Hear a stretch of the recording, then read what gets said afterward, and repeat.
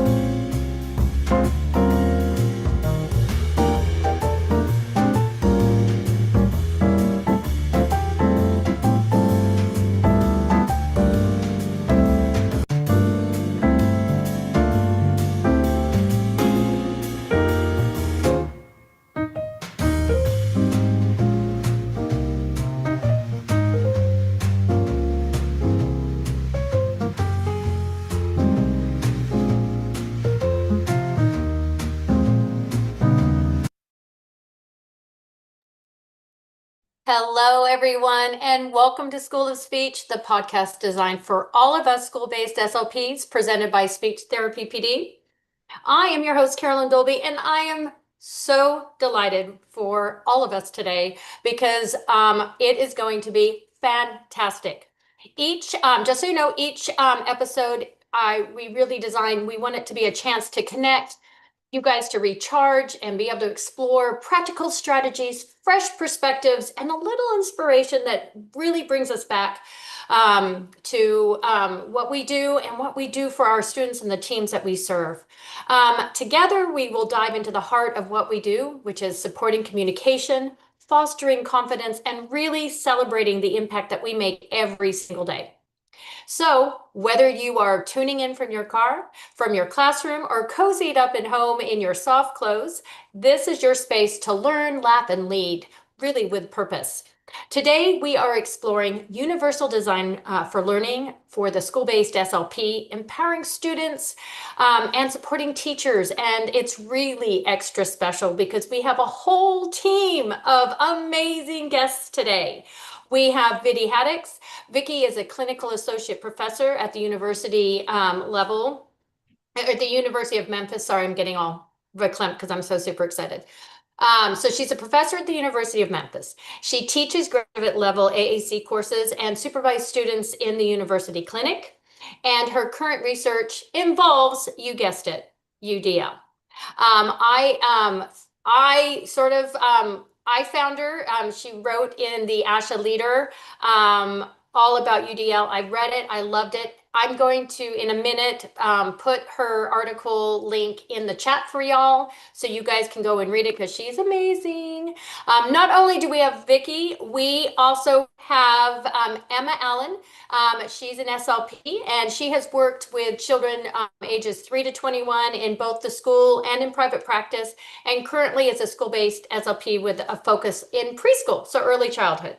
And then we have Allison as well, Allison Herrera. Allie is an SLP working in the public schools, serving elementary age students with speech and language impairments.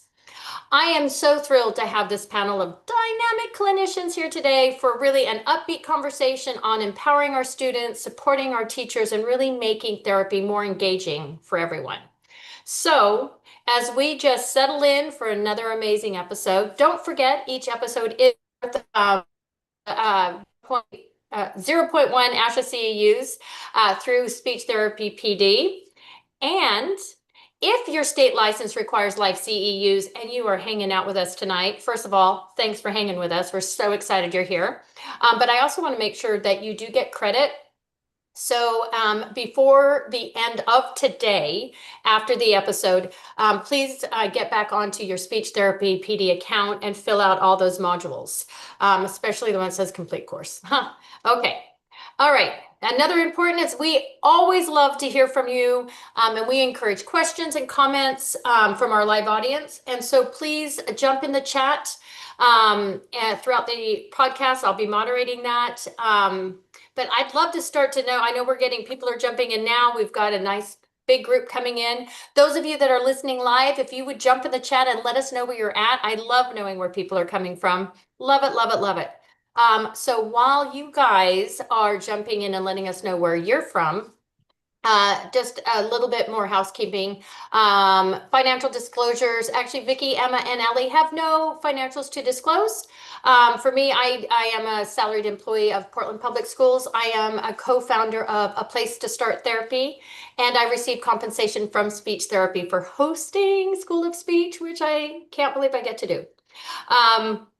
All right, enough about me. Let's really get into the good stuff. Look at everyone jumping in. Oh, we have so many people from all over the place. Thank you so much for listening today. You will not be sorry. So you're welcome. I'm just kidding.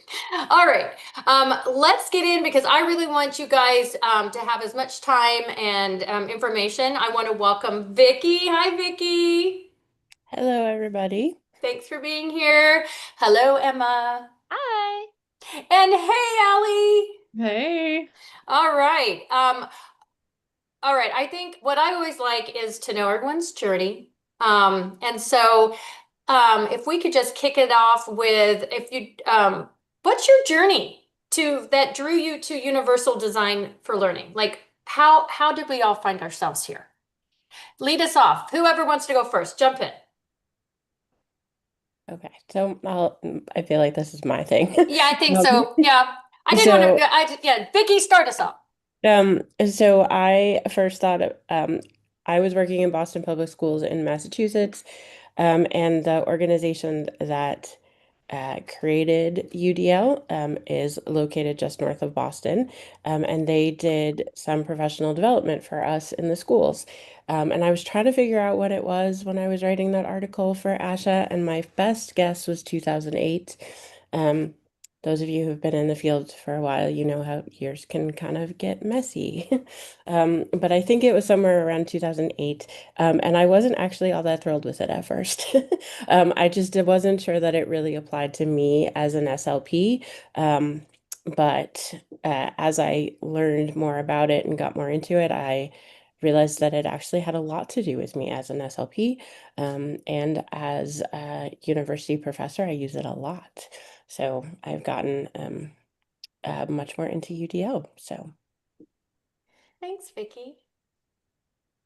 Yeah, well, I kind of feel like I came to it on accident a little bit. I feel like when you get out of grad school and you start, whether you're in the schools or any type of setting, there's all of a sudden you're supposed to be practically applying all of this knowledge that you learned. And while we have a lot of good practical experience, it's just not the same as the real deal, and then it's only you. And I feel like I had heard about UDL, I'd heard the term, I kind of heard some of the vocabulary surrounding it. But then when I started looking into it more, then I actually also read Vicki's article. It kind of opened the door to looking more into it myself. And I actually think that UDL just kind of gives some real language and concrete terminology to the things that I think SLPs in schools especially are already doing or trying to apply. It just kind of gives you a more concrete, okay, yes, this is what I'm doing. I'm on the right track type of thing. And that's kind of what got me into using it more in my practice. All right. Your origin story, Allie. Yeah, so very similar to Emma. Emma and I are both previous students of Vicki, and when I saw Vicki's article Mhm. in the ASHA Leader, I thought it was really interesting, and I had the sort of the same reaction as I read it. I'm like, hey, we're kind of already doing universal design for learning in our practice, and so I think I may have even said that to her in my email, just saying, hey, Vicki, that's a cool article. That's really interesting that we're kind of already halfway doing universal design for learning just as being a speech pathologist in the schools. So yeah, that's similar journey there. I love it. I love little happy little accidents, that all brought us here, and I love it. I think maybe Vicki as our leader.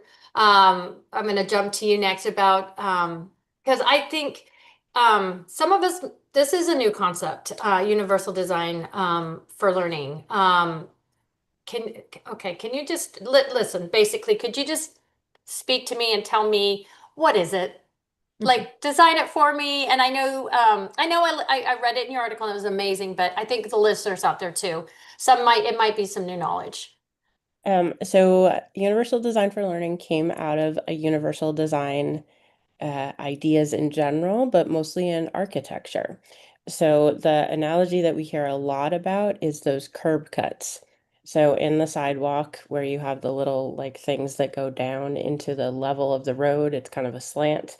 Those didn't pop up until the 1970s because somebody who used a wheelchair was like, "Hey, it's difficult to get around the city with I can't wheelchair doesn't go up steps like that."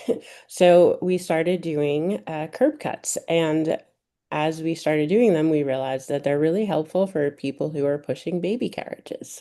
Oh, Or who might be on a skateboard, or riding bikes, or just generally having one of those wheeled carts that they like to carry their groceries in.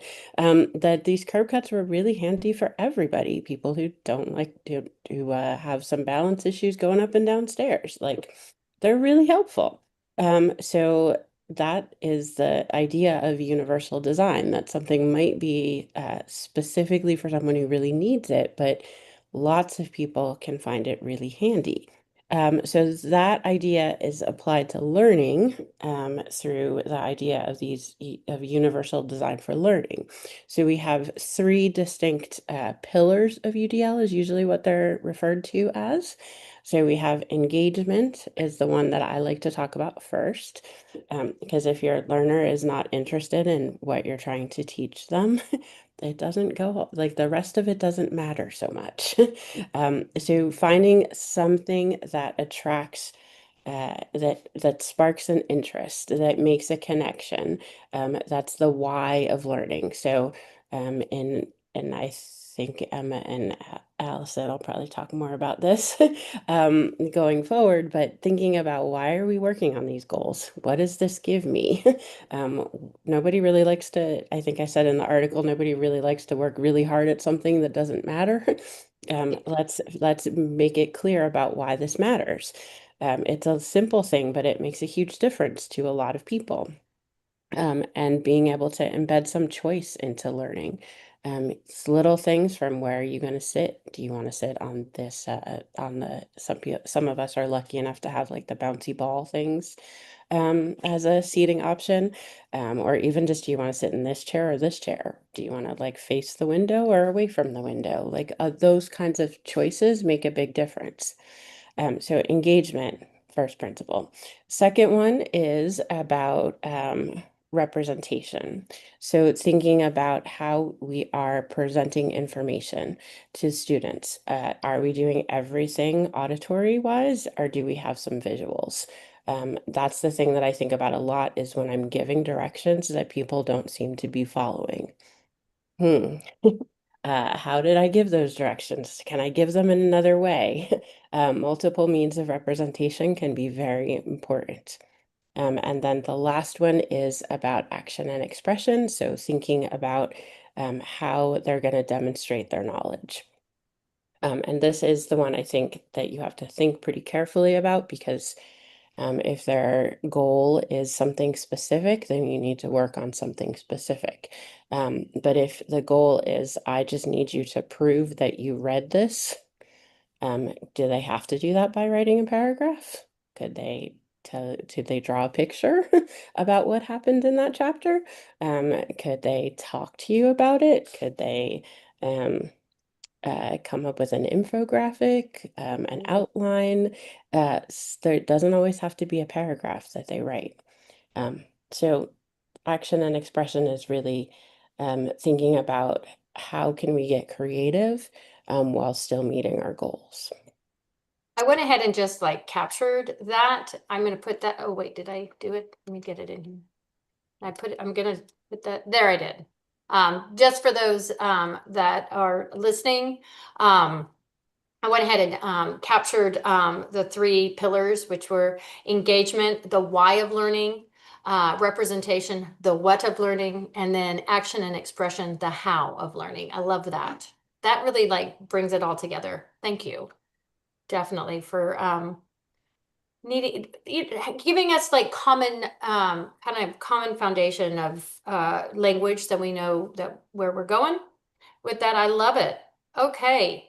Well, now that we have the three pillars of universal design for learning, that's all fine and good. But like, tell us why it's we need buy-in. That's what I'm trying to say. SLPs, you know what? We got so much going on. We want some buy-in. We want to know how it is valuable specifically for school-based SLPs. Who wants to go for that? I'm open. I'll go for it.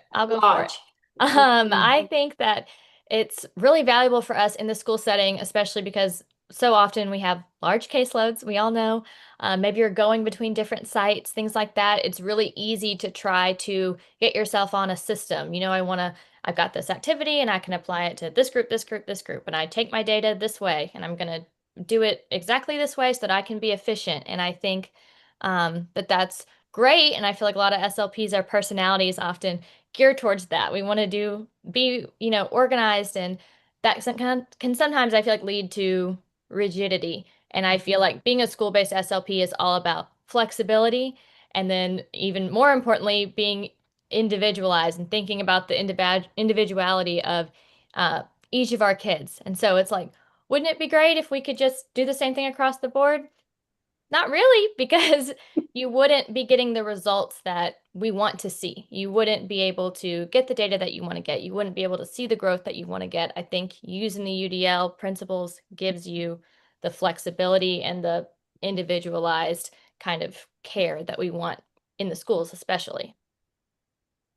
Okay, so we as speech pathologists, we are providing specialized uh, specialized, oh my gosh, my mind just went blank.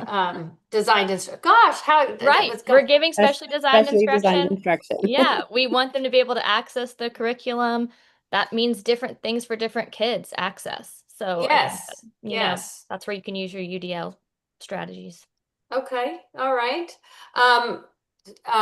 Because we want I guess when we're thinking about, okay, so our kids have individually designed instruction, but we really can't, we need it to be individualized, and we don't want to do the same thing for everybody, right? But then how do we check to see if our sessions kind of align with UDL? Did I jump too close? Did I jump fast? No, that's okay. I'm right. I got it. I think that's something, like I said, that I think a lot of us are already really trying to incorporate, and we're not reinventing the wheel with doing this. Like I said, I feel like it's just using a different lens from the outset. And I think one of the important things about it is making it part of your overall practice and not just trying to plug it in where you have time, although sometimes it comes down to that, and that's understandable. Yeah, I guess I should have asked, like, how should we design? Right. And that I think I jumped. Yeah. So I was like, we want to incorporate it. So we want to align to it. But I guess I need to back up. What would it look like if I'm trying to, because we do design our sessions. So if we are designing our sessions, if we're going to look through the UDL lens, how do we do that? Well, I think one of the things that is important for UDL is that reflection piece, that self-reflection for the students. And I think that's something that can happen within an individual session and all across their school year. You know, you may start out the year with, usually my first sessions are about what are our goals? And for some younger ones, they might not know that, hey, I'm using multiple phonological processes that are making me unintelligible. But they do know, hey, I'm having a hard time talking with my friends. So if we're talking about, hey, I'm going to work on my sounds, why? So that I can talk to my friends. Like that type of thing puts that why that I think that Vicki was talking about into terms that is, like you said, buy-in, terms that student cares about, basically. And I think for older kids, kind of, they can dig a little bit deeper into that. Why do I need to work on this skill? I need to work on it because next year I'm going to need to do this skill. And when I, graduate, I'm going to need to be able to do this for the job that I want. I want to do one specific cool thing. I got to be able to do this to get there. I think them having that student voice is huge. And I think when they're reflecting on what they want to work on, they can also reflect on what they're awesome at. And that can kind of give you a little, what's the word I'm looking for? Like a little bit of headway into what they think about themselves. If they think I'm awesome at this, I'd be like, ooh, okay, I'm going to try to use that. I'm going to use that for how they're going to respond to me or what type of activities we're going to do or whatever it is. So I think that would be the place I would start, would be reflection. I love that because the first pillar being engagement, right? And we want the students to be engaged because I have worked on all elementary, middle, and high, but I remember I do love the littles. And sometimes if someone asks, "What do you do in speech?" "Oh, we play games."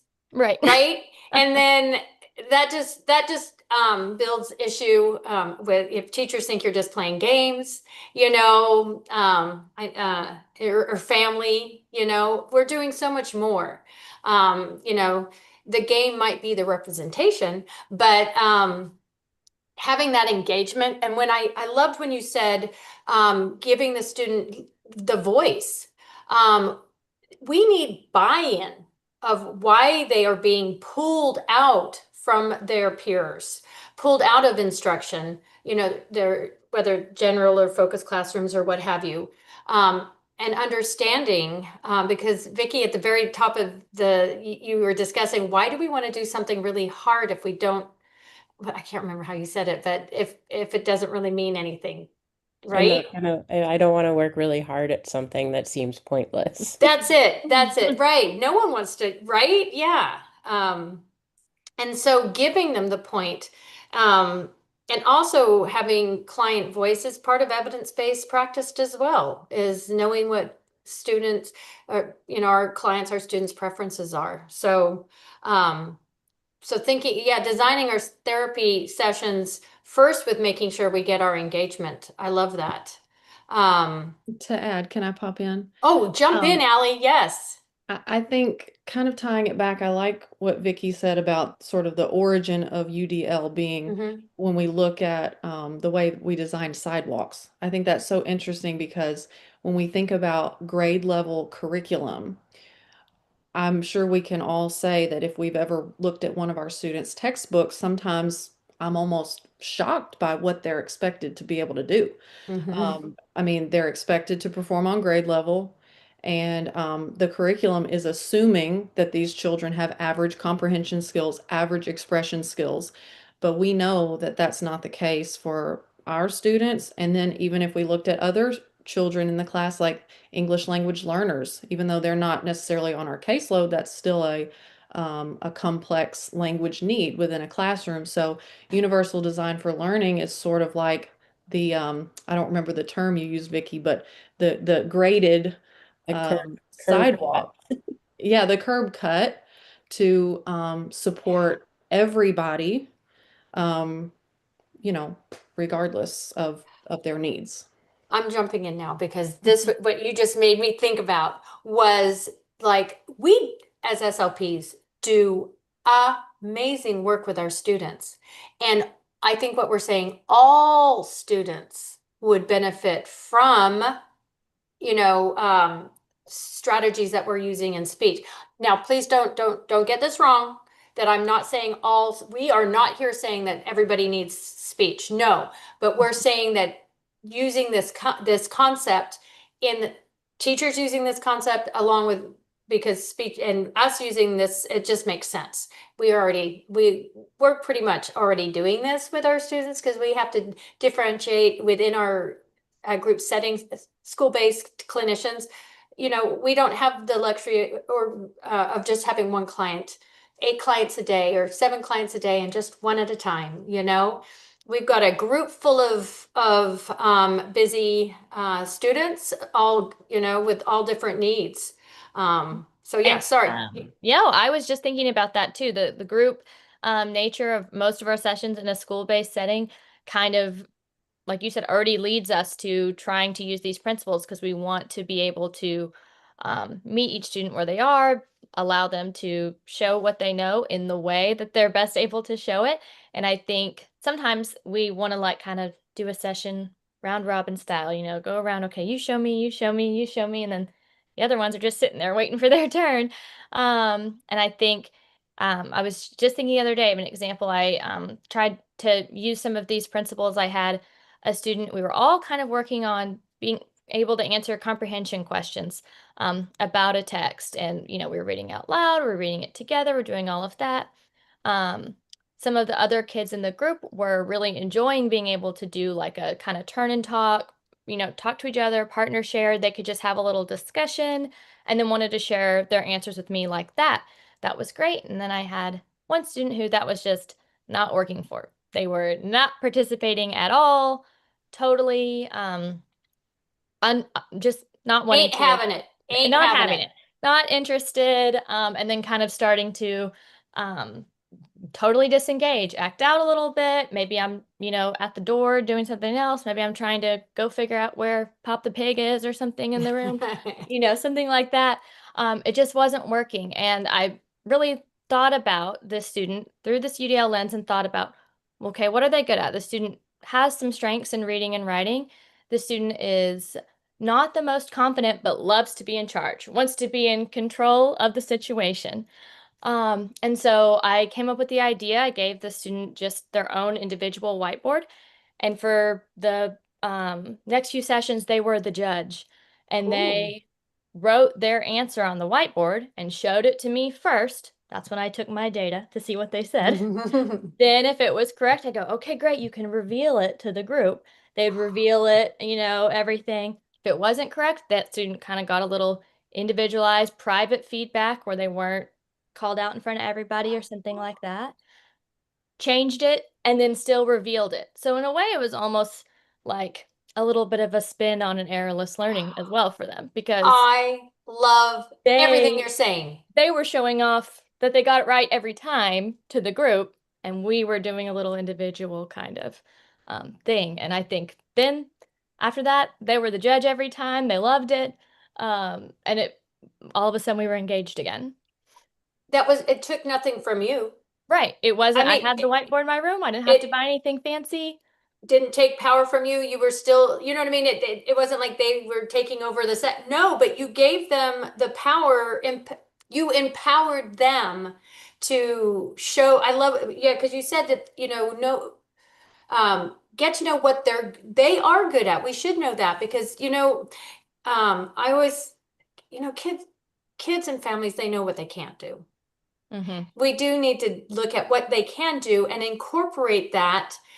Kids will always try better when they think they're, when they not think, they need to feel it. It needs to be authentic. Sorry about that little slip. Like they will do better when they are feeling better and that they are getting that right. And you found a way that student wouldn't shut down because you were able to quickly give a strategy or shape whatever it was, give him some feedback, get him to where you need him to be. And I think part of that was realizing, well, what am I really measuring here if they're not participating? First of all, I'm not really measuring anything if they're not answering. And then really what I'm asking them to do for that student was more of a social task. And I didn't need them to engage in a social task. That wasn't what we were working on. I needed them to work on their comprehension and be able to answer comprehension questions. So we took it back to focus on what I'm measuring, basically. So basically a win-win. A win-win. The students who were into the social task got to do that because that's what engaged them. Right. But the ones that don't need that, you don't need to force them to engage in the social task when what you want is the comprehension questions. Right, exactly. So you're able to, find what is needed for each of the students. Well, okay, so we're talking, that was a good view of like what you could do in a small group setting. A great idea. I want to move, Allie, I'm going to shift to you if that's all right, because I know that you do a lot of push-in with your kiddos. Do you want to take the reins on talking about applying UDL when collaborating with teachers, working in the classroom? You go, girl. For sure. So I have like a specific example that I'll go through, but I had some other thoughts so my kind of focus for the presentation was about specifically within the classroom and doing push-in therapy. And I think there are some big benefits of universal design for learning within the classroom specifically. It can help reduce the stigma about accommodations. So you've got certain kids that get certain accommodations and other kids may think, well, why do they get to do that? Or why do they always leave for the tests? Or why do they, but if you implement, and this would be us or the teachers in collaboration with the teachers, if you implement universal design for learning, then kind of everybody gets the benefit of accommodations and it can reduce that stigma. Also, a huge benefit of pushing in, I think, to the classroom is that teachers get to see us use our skills in real time. And I think that is super helpful. And it's not always possible. I wouldn't even say I do push-in sessions every day, but I do like to do them. And I think it's really beneficial for building rapport with the teachers, because sometimes we're just that mystery person that comes and pulls kids, and then we're in the IEP meeting Yeah. and they don't really get to see what we do. So I think even just being in the room and the teachers watching us work with the kids, that can give the teacher ideas. I've had teachers say, "Oh, that was so cool the way you did that," or I've had them ask for copies of things that I had used with my kids. So I think a benefit of being in the classroom and trying to implement universal design for learning is just that the teachers get exposure to us. So I'll Because just kind we all know we're amazing. We all know we are amazing, and then they should see it too. yes. But yeah, We have a lot of skills that teachers can benefit from. And we also absolutely. benefit from being in the classroom too, because we get to see what are the demands on our children. And there are a Yeah. lot of demands within the classroom. Grade level curriculum is hard. It's hard for our students. And I think it just kind of gives us like a dose of reality, like what are we up against and what do our children really need to work on? It can give us context too for their goals. I'm just gonna double down on that, because why are we school-based SLPs? To remove the barriers and have access to the curriculum. And so it's important for us to know what the curriculum is. Yeah. And I just, Win-win again. Yeah. I And I mean, just UDL for the win. and I just want to insert one quick example. Just Absolutely. when I was working in Boston, was working with a teacher who was used to teaching longer classes and had moved into a middle school that had shorter class periods than she was used to. So she was always rushing at the end. And my kid, who had some auditory processing issues, was never getting their homework in. And it wasn't until I actually got into the class and observed a little bit, that I realized that she was rushing so much that she was saying the homework in like the last minute of class, right before the bell, like as they're trying to get all their stuff together. And he didn't even realize he had homework half the time. So he Oh wasn't getting it man. done. And I was just like, and she's like, yeah, it's homework is really a problem. And I was like, so have you thought like you could write it on the board instead of just announcing it? You could just literally put it on the board in the same place every time. right. And then you could maybe say something about like, hey, don't forget homework. I wrote it there. But like that's the sort of thing that she didn't realize that was a barrier. And it helped the kid who was on my caseload, but it also helped quite a few others. She's like, wow, homework has gone way up since I started doing that. Like, yes, that's this kind of idea is it was crucial for my kid, but it absolutely benefited everybody in that room. And the teacher was less frustrated about homework not being turned in too. And of course, the researcher in me thinks, I wish we had data that would have shown how many children not on IEPs were now uh, uh, getting the homework in. Yeah, that's what I'm already thinking. I love it. So yeah, yay for pushing, yay for getting in the classroom.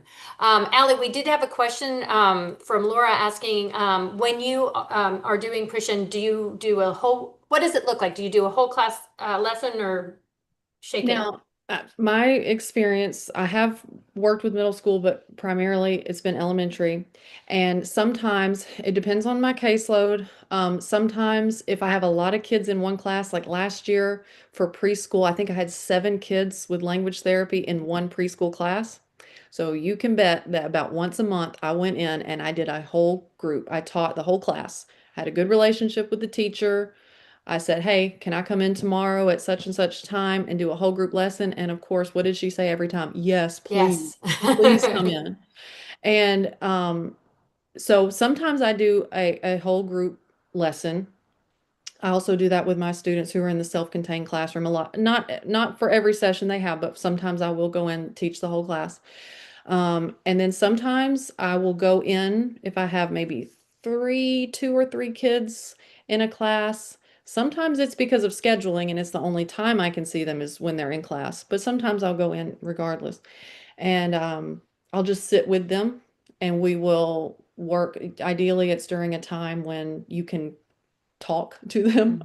If it's not, then, maybe work out the scheduling a little bit differently. But if it's sort of a flexible sort of time, I'll go into the classroom and work with them at their table. And if those students aren't sitting together, I'll just ask the teacher, hey, can so-and-so and so-and-so swap seats just for 30 minutes? So then I've got my kids at one table and we're just kind of all doing it together. Cool. Thank you. Yeah. Thanks. Um, Yeah, keep going. oh, okay. Sorry. No, no, I'm sorry. I did not mean to interrupt. No, it's okay. Totally fine. So I had like a little example to go through. Yeah. So kind of my whole reason for being interested in this is that one time I was pushing into a first grade science class and I was helping a student, and one of the quiz questions or whatever assessment questions in the textbook, I just remember reading it and thinking, that is the most convoluted way to ask that question. And I just remember thinking, this is so difficult for not only any 6-year-old, but especially a 6-year-old with a disability, with a language impairment, with a developmental delay, or whatever the case is. This is so hard. So I actually went back to that same teacher and I said, can I borrow a science textbook? And I picked a lesson out of it and I just sort of kind of went through the 3 pillars of UDL and sort of picked out some examples from it. And I'm not able to, like, I know the listeners won't be able to see it, but this particular lesson was about daylight changes and seasons. And so for multiple means of engagement to get the kids engaged, we need a clear learner outcome, which our textbook has. It says, I can explain why days have different lengths during different seasons. Great, we've got a clear learner outcome. So we need to make sure that our kids know what it is and we keep in mind what it is too. And then we need to discuss background knowledge with them. Make sure that they are going into the lesson with the information that they need. So automatically I'm thinking, we're talking about seasons. Do my students know the 4 seasons of the year? And one thing I've learned working in public schools is that we just really cannot assume that our children have prior knowledge about topics that we may think are simple. So it's always beneficial to check, at least check for that background knowledge. And then one of the other things under multiple means of engagement is providing choices. So in the textbook, it says, act out something you like to do in your favorite season. So I'm checking my background knowledge. Do they know what the 4 seasons are? We got that. And then it says to act out something from your favorite season. Well, maybe we say, do you want to act it out or do you want to draw a picture of something from your favorite season? So with all that, we've got the kids engaged and we've got them set up. So we've set the stage for learning. And then we get into the meat of the lesson and we can provide multiple means of representation or how we're presenting the material. So when I was looking through this textbook, there's so much going on the page, right? So I'm thinking maybe we could ask the teacher, hey, can we show a video about this as well? So that would be another way to present the material. We can pre-teach vocabulary when we get a chance to. So when I'm looking through the text, I see that the word seasons is a vocabulary word and it's highlighted. But when I'm scanning the text, I see other words that my students may be unfamiliar with. So like I see the word path and I see the word predict. Okay, these are other words that I might want to talk through and make sure that they understand. And then we can also provide visual references. And again, this is sort of if you have time or if you had a computer with you, you could even pull it up on the screen to let students see, but you can create a visual for the 4 seasons so that they like have a reference to go back to. And then the next page in the textbook was like a quiz about the lesson. So this is where we can do multiple means of action and expression. So them to show what they've learned. And the quiz questions, one of them required the students to fill in a chart and one of them required the students to write a sentence. And I'm looking at that and thinking, my first graders might not be able to do this. But you can analyze the questions and say, okay, what are the questions really asking? and go back to the learner outcome. The learner outcome was to explain how the days, the length of days change in different seasons. So maybe you could have them just explain it to you orally. Maybe they don't need to fill out a chart. I can just picture it in my head. I have a particular group of students I'm picturing. I can see them just copying off that chart off somebody else's paper or copying it off the board. Did they really learn that that the days are longer in summer and shorter in winter, or did they just copy down from the chart, right? So we want to make sure that we know what we want them to know and that they're able to express it to us. So yeah, those were kind of just talking through the 3 pillars of just a practical way to implement universal design for learning within the classroom and within the grade level curriculum. I love that because I think we're really hitting home that it is the outcome that we want, not necessarily everybody drawing a chart. Not everyone can draw a chart. Not everyone, has the physical ability to do that. And then I'm sorry, my silly brain, when you started going over like prior knowledge of things like seasons and path, I was thinking like we could talk about, multiple meaning words. What do I mean by seasoned? And I'm not talking about, some hot chili flakes on my pizza or, some Right. basil, but then talking, and talking about that and how funny and fun that would be. Uh, and then the same with path. I was thinking like, because then I was thinking curb cut out, the curb cuts, and that would be to a path, but also path means our way to get to something too. So anyway, that's how you were painting such a great word picture with explaining that, and how you can be opening up a lesson to all the students to get everybody engaged where they're at. That is awesome. Thanks, Ellie. Oh, thank you. I love it. I love it. I do love for everybody winning. Sorry, we have some questions. I am falling down on my job. Jill, I'm so sorry. I see your question. She is all on board on wanting to do push-in, but hey, how do you get teachers to buy in for push-in? I guess that's my question. Yeah. Oh, sorry. I'm sorry. I'm looking at you without you knowing I'm looking at you. If anyone else likes to push in too, y'all can totally jump in. For me, I've been at my current school for a few years, so I do have like a good relationship with the teachers that I work with. I think let's realize too that if you offer to come in and say, "Hey, can I teach a lesson?" or "Hey, can I come in and help and I'll help all your students?" they're gonna say yes. I mean, I just feel like they'd be totally down to have help or to have a 30-minute break for us to come in and teach something.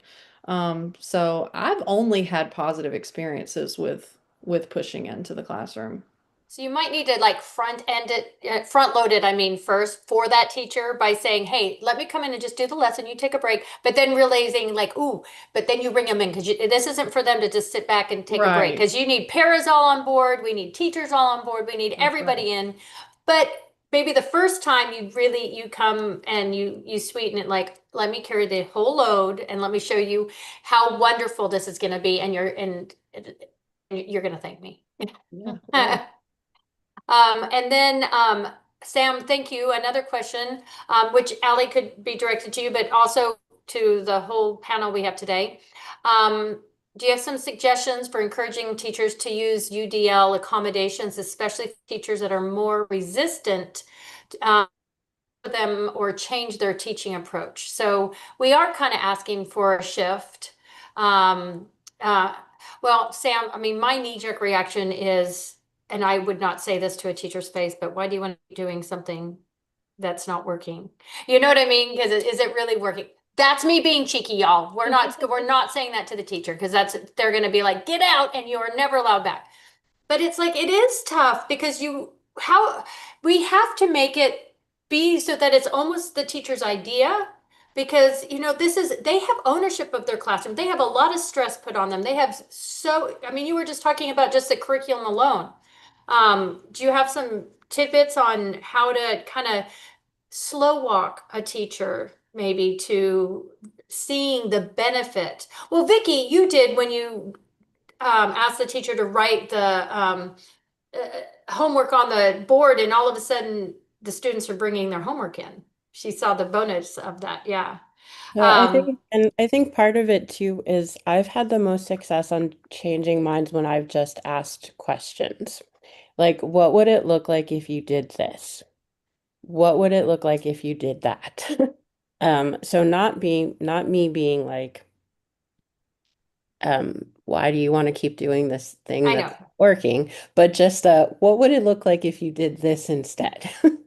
What would it like, what would the difference is? I remember having a conversation with a teacher who did a lot of this was a self-contained classroom, and they did a lot of hand over hand writing worksheets. Mm.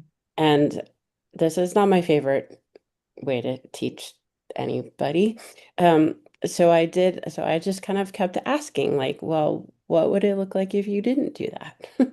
And they were like, well, they wouldn't engage with the worksheet. And I was like, well, are they engaging with the worksheet now? Yeah. What does that look like? What would it look like if you didn't use worksheets? What would you do instead? What does engage them? What could we do instead? So just I wasn't telling them hand over hand handwriting is just not I hate that. Yeah, we all do. I wasn't saying that. I was just constantly asking like, well, what would it look like if you did this instead? What happens if you just don't use worksheets? What could you do instead? What is the benefit of what you're doing right now? Is this better than what I'm suggesting? Do you think you maybe want to try like maybe one day this week? Let's see what happens. I'll help. Like that kind of stuff. That's your in, right? Hey, That ends up yeah. being the end. And I think sometimes when people look at the UDL charts on the website, they get really overwhelmed because there's a lot on there. But you don't Mhm. have to change everything all at once. Like pick something. Like my goal for the next semester is going to be to work on, can I really think about multiple means of representation? Are there ways that I could be presenting information in more ways than I'm doing right now that could benefit my students? Let's start there. Okay, well, when we're doing, okay, sorry, blah, blah, blah, blah, blah. All right. I want to get into like, if we are wanting to shape our practice, we're wanting the teachers to shape our practice. So if we shaped, how would we need to shape our IEP goals, right? To advocate for accommodations that promote this access and flexibility, which we're going to turn to Emma to talk about goals, right? If that's okay. Because I'm thinking, our goals, accommodations, the teachers need to follow, Yeah. right? Yeah, absolutely. And just Maybe. before I talk about that, Oh, yeah. I was just gonna add too to kind of like I love just the two words that Vicki said before that I think gets by on is saying I'll help. I think that that's Yeah, I'll key. help. And I think for teacher buy-in a lot of times, like again, just like with our students, teachers already have so much on their plate. Yes. So to not Yes. add another task by saying, hey, I'll email you this visual that's been great for you to print off and laminate and Velcro on their desk. I'll just bring it because I already have it and I'm using it. That type of thing, it's easy. I'm already going to class probably to pick up the student. So one day I'll just bring that whatever it is that's working for them with, and we'll leave it at their desk, or I'll bring my Velcro too and put it on there. Little things like that that just help. And then, especially if the student's already familiar with, if it is like a physical material, they'll probably start using it in class if it's available to them. So something like that is an easy way as well. But Thank to you. go back to goal writing and accommodations now. Yeah, I think when you're writing your goals, we've already talked about this some. Think about what is the skill that you're actually trying to get at, and how exactly you're going to measure that. You want to be specific about the skill that you're looking at, but flexible about the methods, basically. So firm on and maybe not rigid, but firm would be a better word to think about it, Mhm. of the actual skill. And then, yeah, be flexible. And I think when we're writing goals I'm not ever afraid of putting parentheses in my goal that say they're going to do it this, or this. That's fine. And or is a great phrase because sometimes you don't know. And also sometimes it may change. I've had a student before who hating any type of writing task. And then after years of hating anything where they had to do a written response, got more confidence in their writing and then wanted to write all their responses. Awesome, great. We'll shift to letting you respond that way. So I think writing goals that say things like, will respond using verbal and or written expression. Even just adding something like that gives an idea rather than just they will respond, right? Or they'll identify by pointing to visuals out of this many rather than just they'll identify. Something like that, kind of being specific about what their options are, basically, when you're writing your goals. I love this. So what I gleaned from what you just said, we need to be firm when we are explaining the skill. We need to be concrete and firm when we're saying this is the skill that we are wanting. This is our target, but we need to be flexible. So firm and flexible, but flexible with how we measure it. Because I think the three of you have all said that what's the most important is that they have the knowledge. Right. And I that- think that kind of firm but flexible, I think we got that. And I think, Vicki, you provided some information about that. There's a UDL flow chart that is available that kind of goes into that a little bit more, where I kind of got that jumping off point. Okay, I think I'll try to pull that up if I can. But I love this. So when we're thinking about writing our goals, firm and flexible. Oh, okay. I think this, I'm not sure who came this, words hard for Carolyn today. So let's go further into the goals. Level of prompting. Do you write that flexibly or use specific number of prompts? The example that was asked is, will do X skill given no more than one prompt? I think the things to think about with that are the expectations for all the students in the class at that age. Are all the preschoolers expected to follow directions with no more than one prompt? Probably not. So I probably won't put that in there. But if I'm trying to measure the amount of prompting and I'm trying to decrease the prompting that's needed, then I would put that in there because that's what I'm trying to measure, basically. Thank you, Emma. Hopefully that answered that one. Okay. I'm looking at our time and I was going to look up the flow chart and I wasn't able to catch one fast enough, but I want to keep going because I want to make sure I did put in the link in the chat for Vicki, your article, so everyone grab that too. All right, so we just talked about goals to be firm and flexible. I think this might be for everyone, this next question, if we want to talk about really how do we okay, I guess I'm just saying actionable steps, like when we're I think we're talking about sometimes when we're listening to podcasts and we're listening to a new way of thinking and it's shaping we're doing something, how can we get started, because taking that big leap is sometimes just too much for somebody right now, and it just maybe thinking about some smaller steps that we can take, because we also want to feel that we are doing things right, and so sometimes it's like jumping in and being, can we talk about maybe taking some small steps and some strategies for us? So when people ask me like where they would start, where they should start with UDL, I usually tell them to think about, is there a way that you can embed more student choice within what you're doing? Start there, because that can tend to build up more engagement, and the engagement kind of drives a lot of the rest of it. So I like to push people to think about how we can increase learner agency I across like that. all kinds of different ways. So if you're gonna start in one spot, that's where I usually suggest people start. Okay, which is the first pillar, engagement. Yes. And yeah, I like that. Well, they're not, to be fair, they're not actually in order.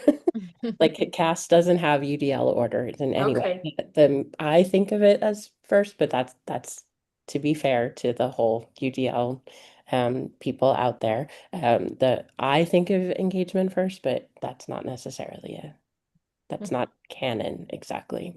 Oh, I will acquiesce to that, but I will also say as speech paths, engagement is where do we go if we don't have them engaged? There's nowhere else for us to go. So I'm with you on your camp that it should be first.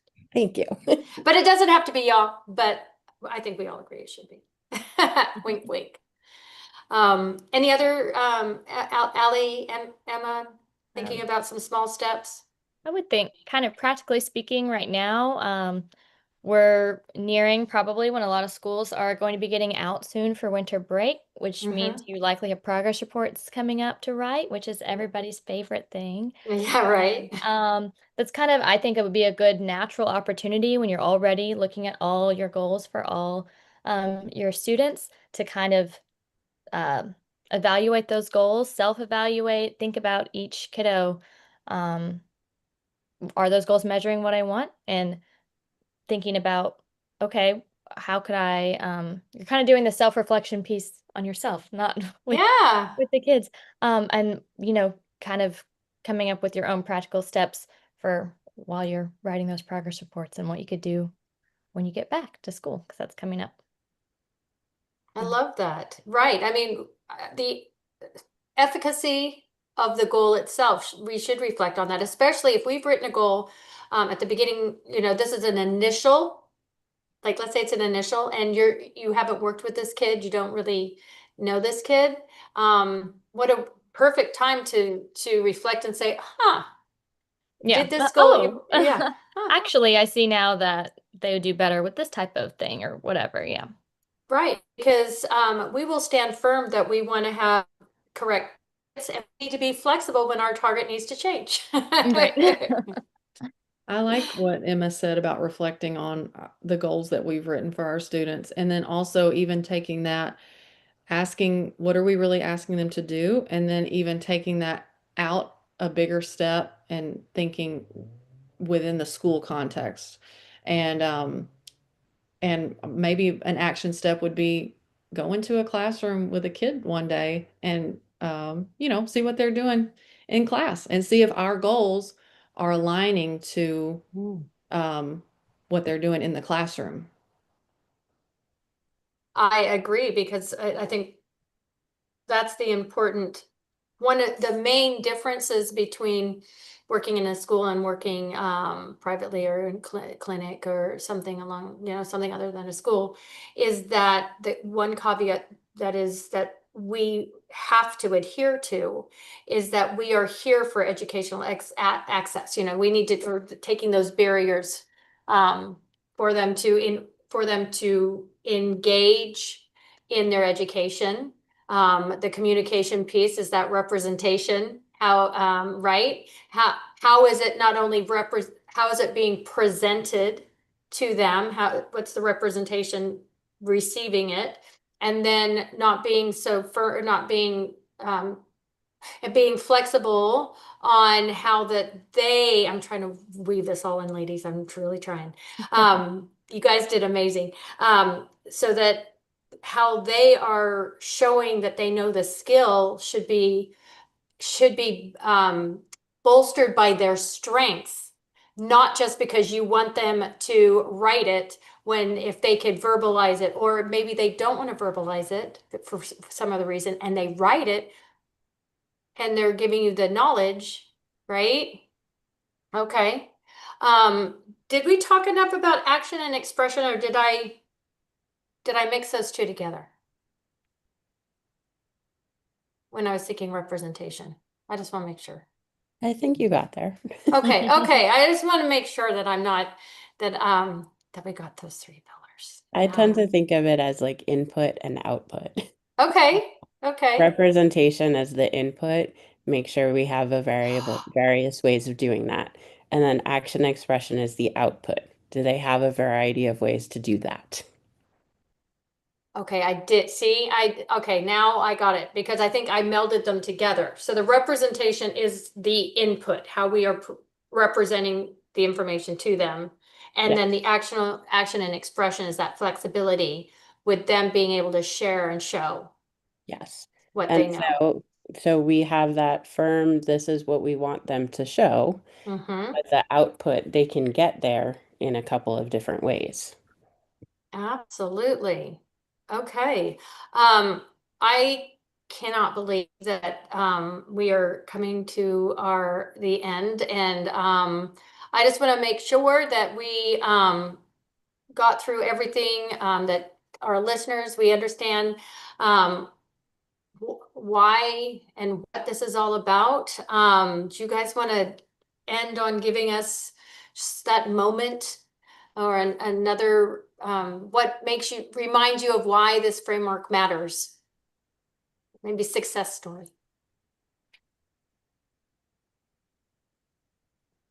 I knew this question was coming and I still don't have a good answer.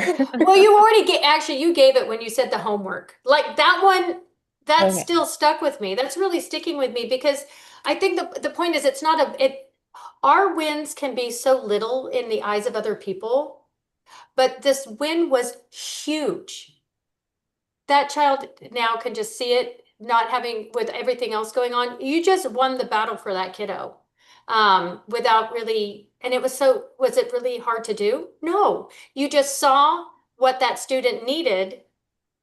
But why this is universal is because that benefited everybody else in the class. So kudos. Yeah. Thank you. So those kids who didn't have any auditory processing issues, but were busy thinking about what they have to do for the next class in that last minute and missed what the teacher was saying, or the kid with the hearing loss, or the other Right. kids who are in there whose English is maybe not their first language and didn't catch all that stuff at the end because everybody else is noisily putting their stuff in their backpacks and the bell is Right. ringing.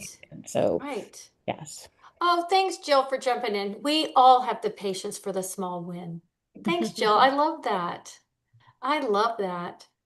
All right. Well, I cannot believe that I have to wrap this up. Ladies, thank you so much for joining us. I loved this. I absolutely love it. And I loved having a whole panel today. This was new for me. So sorry, I was kind of staring at you. You didn't know I was staring at you because normally when I just have one guest, I'm like looking at them and asking them a question. And so that's kind of funny on me.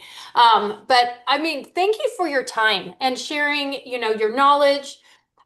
Thank you for sharing all your wins, big or small, because that's again, yeah. Thank you, and everyone's jumping in. Thank you. All right, y'all. As we end, I just want to remind everybody that if you did enjoy this episode, please give us a like, leave a review, give a heads up to other school-based speech pathologists to come listen to School of Speech. Don't forget that it is offered for 0.1 ASHA CEUs. So after listening, I want to make sure that you head over to your speech therapy account and fill that out. If you are listening live, you've got to do it today. But thank you, Vicki. Thank you, Allie. Thank you, Emma. I cannot thank you enough. I've loved it, loved it, loved it. Everybody else that was listening live, thanks for coming. Those that are listening later, thanks for tuning in. I hope that everybody found this episode as helpful and inspiring as I did. And I really can't wait to see everybody on our next episode. All right.